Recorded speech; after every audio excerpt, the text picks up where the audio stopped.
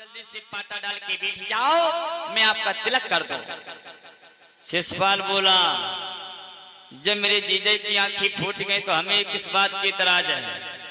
रुक्मिणी सुंदर भी है, मैं विवाह करने के लिए तैयार हूँ। जो ही रुकुमचंद पाटा पे बैठना चाहा भैया, ज्यादा ना कहते हुए तो सामने छींक हो गई। शिषपाल की भाभी ने मना किया है, देवर आप ये विवाह मत करो। क्यों? ये विवाह करोगे तुम्हारी जिंदगी के लिए हानिकारक होगा। मेरी बात मान जाओ, इस तिलक के सामान को वापस कर दो। वो शिषपाल ने जवाब दिया, भाभी पीछे हट जाओ, तुम्हें नहीं पता रुक्मिणी विश्व सुंदर है। और मैं जब रुक्मिणी छोटी थी तब मैंने देखा था। आज मेरे जीजा ने कितना शुद्ध समाचार भेजा है। जीजा ने हमारे सोचा कि उनकी बहन के योग्य दूल्हा मैं ही हो सकता हूँ, और कोई इस भारत देश में रुक्मिणी की योग्य दूल्हा नहीं। रुकुमचंद वो शिषपाल जबरदस्ती पाटा पे बैठ गया भैया। नए ब्राह्मण ने शिषपाल का तिलक करने लगे। उरे नौवा तिलक को चढ़ा वही खुशी भय बनानी। नौवा तिलक को चढ़ा वही खुशी भय बनानी।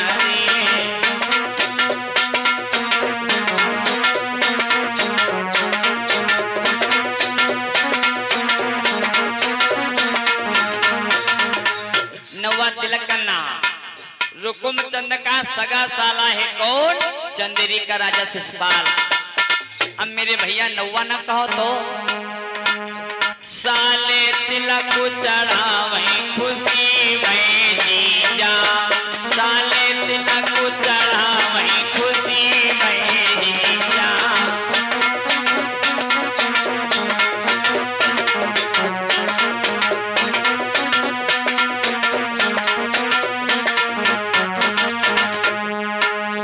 बहुत खुशी भई बनरे के बाबा।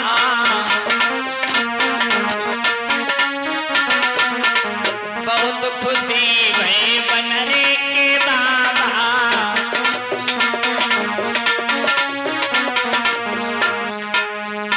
और एक बहुत खुशी भई बनरे की दादा। खुशी भई बनरे नौवा तिलक चढ़ा वही खुशी भई बनरे।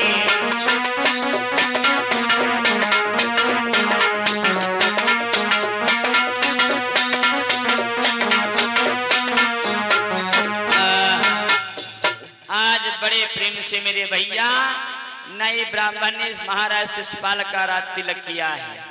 जेठ में अमावस भोर पंचमी को बारात आने की डेट निश्चित हो गई। नए ब्राह्मण तो चले आए। इधर एक दिन रुक्मिणी जिस समय लड़कियों के पास में गई तो कुछ उसमें विवाहित लड़कियां थी, कुछ कुंवारी थी। जो विवाहित लड़कियां थी तो बोली, बहना तुम अपने ससुराल से कब आई? एक लड़की बोली, बहना मैं तो परसों आई थी। तो एक ने जवाब दिया, तुम्हारे ससुर जी कैसे हैं? उस लड़की ने जवाब दिया, मेरे ससुर जी तो बड़े सुंदर हैं, मुझसे बहुत प्रेम करते हैं, मुझे बहुत चाहते हैं। उस बिटरिया ने जवाब दिया, बहना तुम्हें क्या पता है, मेरे जेठ है तो दिना मन बड़ी बड़ी आंखें निकारा करता है, मैं उससे बहुत दुखी हो चुकी हूँ। रुक्मिणी ने जवाब दिया, लड़कियां तुम लोग यहाँ खेल खेलने आती हो कि अपने अपने ससुराल की बातें करने आती हो? एक सरला नाम की लड़की बोल पड़ी, और रुक्मिणी ज्यादा बड़ के बातें मत करो। क्यों? तेरो बबुला कहाँ भिखारी है जो तो कुंवारी है। बहना तेरो बबुला कहाँ भिखारी है जो तो कुंवारी है।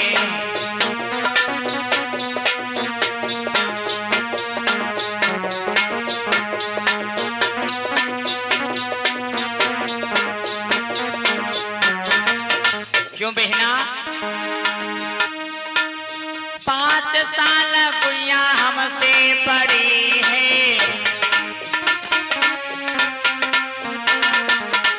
अब ब्याहे के बिन कुंवारे पड़ी है। कैसे?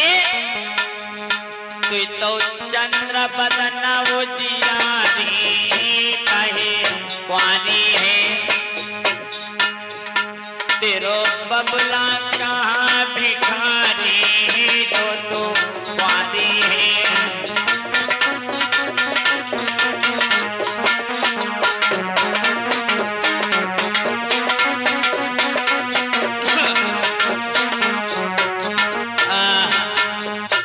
सबका विवाह हो गया बहना, तुम अभी काहे कुंवारी पड़ी हो। रुक्मणी बोली ओरी बहना, तुम लोगों जैसा विवाह करना होता तो मैं अब तक कर चुकी होती। मैं विवाह करूंगी द्वारकाधीश भगवान श्याम सुंदर के साथ में जो तीनों लोगों की स्वामी। विशाखा ने जवाब दिया ओरी पागल बहना, रुक्मणी तुझे नहीं पता, इस रुक्मणी का विवाह इसका भाई रुकुमचंद ने अपने सगे साले शिशुपाल के साथ में ठीक किया है। रुक्मणी बोली ऐसा नहीं हो सकता बहना। सरला ने जवाब दिया अगर विश्वास नहीं तो अपने जाई की मैया से पूछ ले। आज रुक्मणी खेल भूल गए, दौड़ के अंगना में आई, जिसमें अपनी मैया से पूछा तो रुक्मणी की मैया ने जवाब दिया हाँ बिटिया, तुम्हारे पिता की ना चलती है ना मेरी बात चली, जो तुम्हारा भाई रुकुमचंद चाहता है वही होगा, तुम्हारा विवाह शिशुपाल के साथ में ही ठीक हुआ है। रुक्मणी बोली नहीं मैया, मैं जीते जी शिशुपाल की दुल्हन बन के नहीं जाऊंगी, इसी अंगना में प्राण गंवाई दूंगी। आज वो रुक्मणी द्वार पे बैठ के सोचने लगी प्रभु और क्या रो रही है। सोचने लगी बिटिया मन में, भैया सोचने लगी रुक्मणी मन में, जीवन दिन व्यर्थ हो रहे हैं।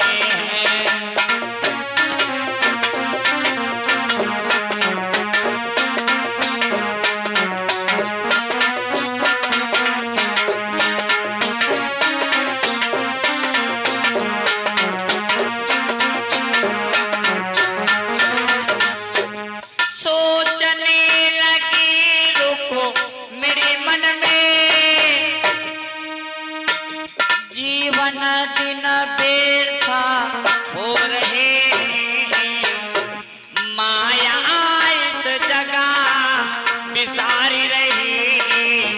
ओ कन्हैया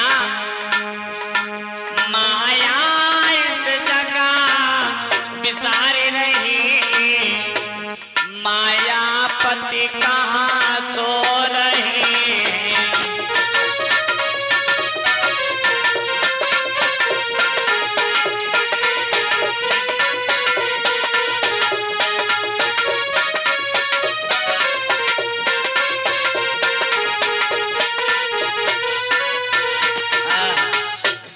रुक्मणी रोने लगी भगवान मेरी सहायता करो।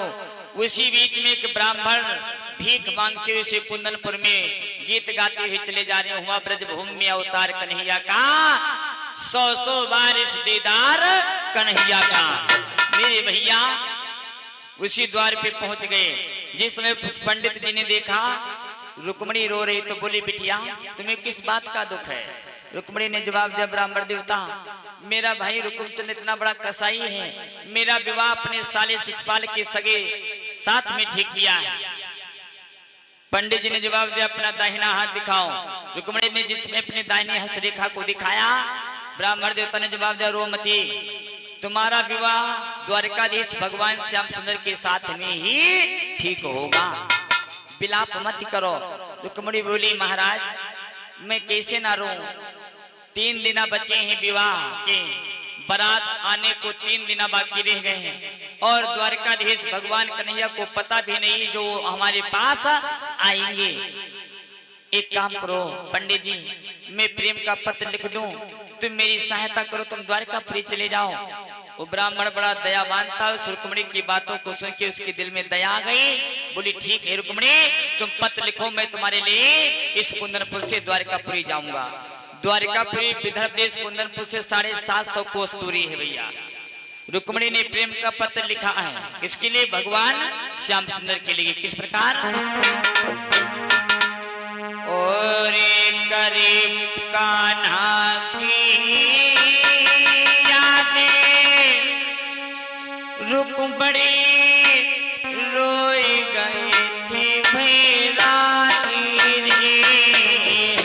प्रभु।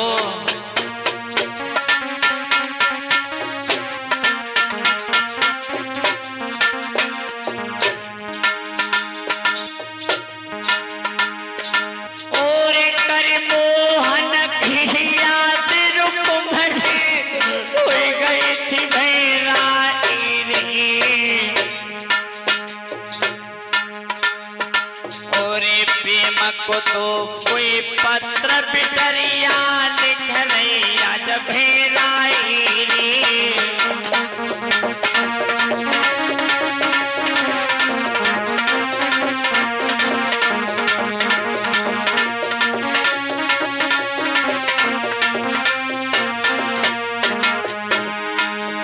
मेरो भैया का सालो नाग बनो मेरो नगर घेरे लहो आए।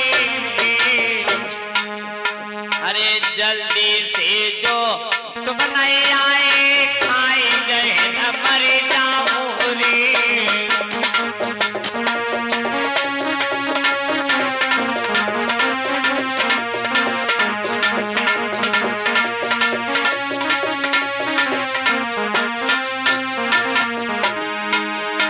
अरे बिन तुम्हारे तो और कन्हैया जियन दुनिया में नाही रे। श्याम अरे जल्दी से ने कुंदनपुर में आए जाओ तुम बनवारी रे।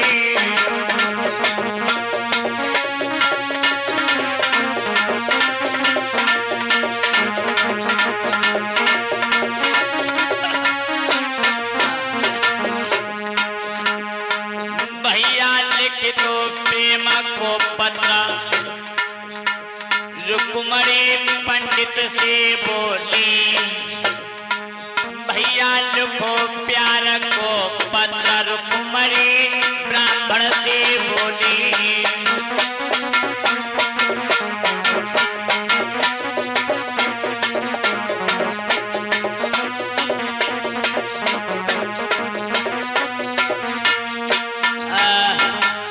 आज उस बिटरिया ने प्रेम का पत्र लिख के पंडित जी को दे दिया, ले जाओ ब्राह्मण देवता।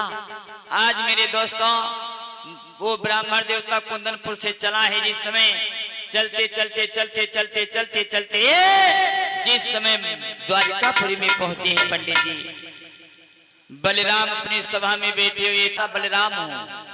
पंडित जी ने जवाब दिया, बलराम क्या मैं कृष्ण से मिल सकता हूं?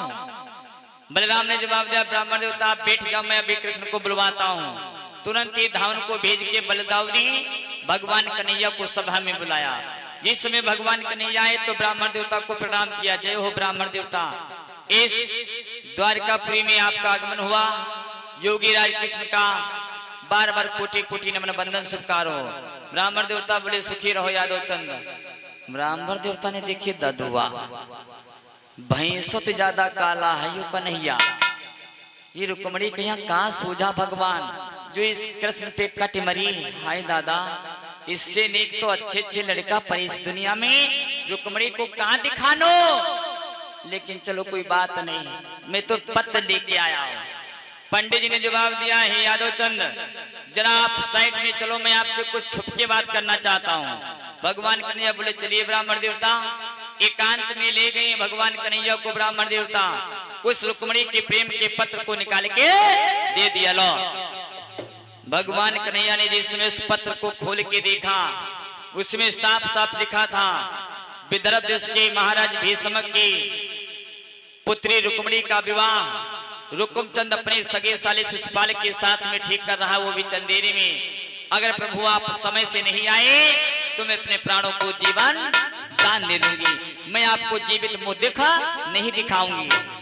भगवान कन्हैया ने जिस समय पत्र को देखा तो उस पंडित जी से जवाब दिया, ब्राह्मण देवता ये सच है क्या? पंडित ने जवाब दिया, प्रभु अगर आप नहीं गए समय से तो अनर्थ हो जाएगा, आपको चलना ही होगा। भगवान कन्हैया बोले, पंडित जी मैं नहीं जा सकता, क्योंकि जब से जरासंध का वध हुआ है मेरे बड़े भ्राता बलराम मुझे अकेले इस द्वारिकापुरी से कहीं जाने नहीं देते हैं। ब्राह्मण देवता बोले फिर क्या होगा? भगवान कन्हैया बोले चल सकता हूँ, लेकिन अगर आप चाहे जाओ तो। पंडित जी बोले हमें क्या करना होगा? भगवान कन्हैया बोले तुम बहे बहे बीमार हो जाओ। पंडित जी बोले हम कहीं बीमार हो जाए? बीमार हो जाओ तुम